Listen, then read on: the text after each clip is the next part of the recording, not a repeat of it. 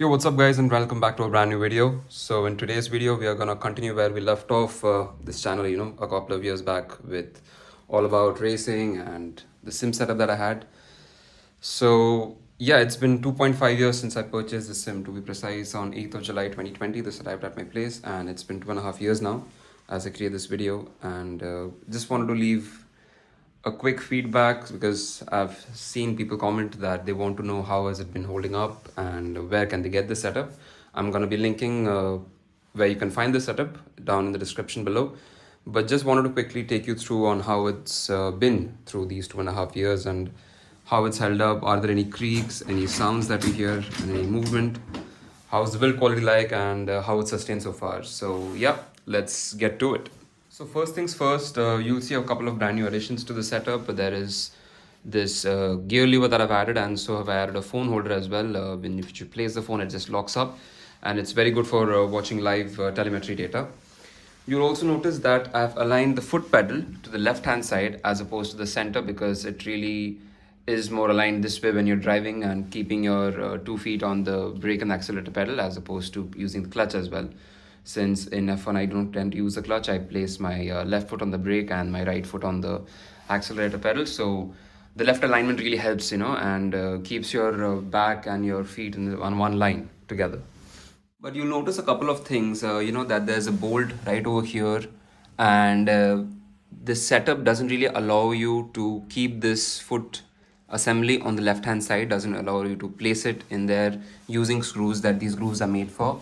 So what I've done is I've used heavy duty double-sided tape to stick it over here, and then so that it doesn't slide up or down, I've just attached a bolt over here and tried to attach a bolt somewhere down so that there is some sort of firm placement. But what happened before the taping was it used to move left and right, it just keep swerving, and you'll see some scratch marks over here as well because of that.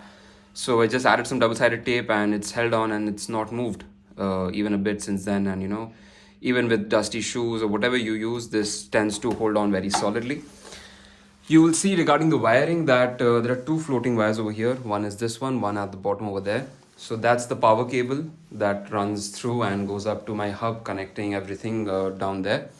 And you'll see another floating wire over here, which is the USB cable that goes from inside this and connects to the USB hub for that laptop. So I do not use a PC to play games right now. I'm trying to upgrade that as well, but right now I'm using a laptop to play. And earlier I had a PS4 over here as well, but since I could not find a lot of users on F1 on PS4 at the times I used to play, so switched to the Windows version for that and used to play on Steam, and found a lot of opponents, let's just put it at that, in the multiplayer lobby. So that's about the wiring and that's about the placement of the pedal. Now let's get back to the main area, that's the seat and the steering wheel. How have these held up? I've had that before I got this setup, a long while before I got this seat, so let's get down to that as well.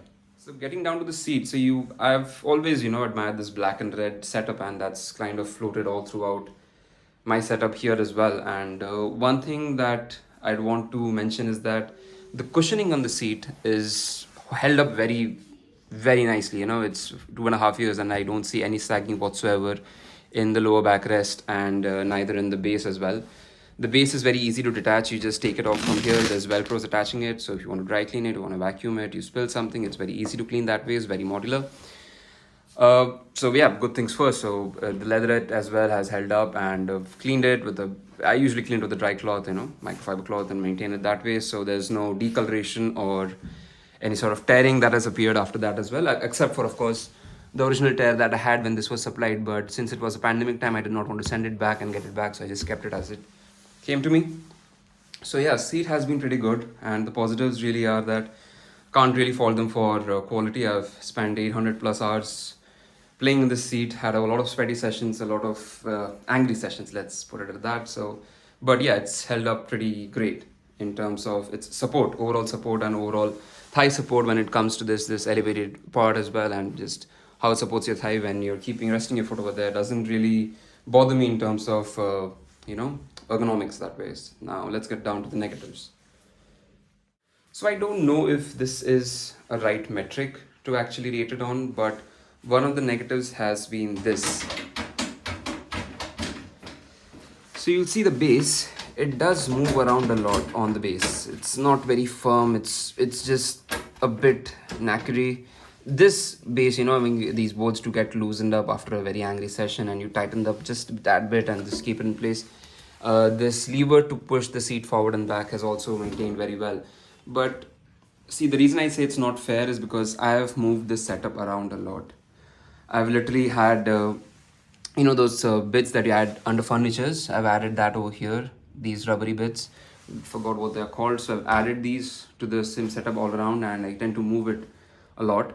It's had this place for over a year now. Like, it stayed here, and I've had a screen over here to play the games on, and kind of made it stagnated right here and not moved it in the last year. But before that, I used to move it a lot. So you should not supposed to move such heavy equipment, and just pull it and push it around. That does loosen up things inside. But that being said, even if I had not moved it, I believe that after a certain point of time, I would have had this side boost movement of the seat. But when you are sitting and racing, you don't really feel it, and it doesn't really bother me. But that being said, I would have wanted that, I didn't have this sort of noise when I touch the setup any day, and, I'm walking into the room and I just touch the setup. But yeah, you got to live with what you get. Coming to the steering wheel assembly, so there is no movement whatsoever here. So this has stayed very firm. The bolts have done its job, and the creaks that you hear, these do happen, and these do happen on surfaces that have metal to metal attached, and it's been very restrictive. I've used WD-40 to get rid of these squeaks, and they don't really bother me as much, so that's there as well. Now, getting to the last bit is this equipment right here that you will race on using this setup. So I've had this steering wheel for around 3 years now, and for the most part, it's done pretty well. But when these new F1 games roll in, they don't support the wheel. Like when F1 2022 rolled in, I did not have any sort of feedback and any sort of vibrations. I had to go to the settings and set it all up again. As with the previous titles, I do not know what Codemasters or EA are doing with that. But yeah, I do not have any complaints whatsoever with the wheel. Never failed on me, and there are no rattles or no squeaks, and it's been solid, fairly solid actually. You'll see that there is some sort of movement over here in front and back, because I tend to pull the wheel a lot when I'm in a tight session. But apart from that, this has never failed me, nor have the pedals. They've always responded pretty well. And the sort of feedback that they had when they came in terms of acceleration, brake, having that tight feel, the clutch giving that spongy feel that you have to press more and more, give more pressure to put it all the way back. That's still maintained, and really I would say that this has been an 8 out of 10 product for the course of 3 years that I've had it. The gear lever though, got it on my last birthday, and not really a lot to say, because I just use it in Forza just during those sim sessions and not really use it much. But yeah, that's been my overall feedback around this, and as I said before, I will attach a link in the description for you to get this where I got it from.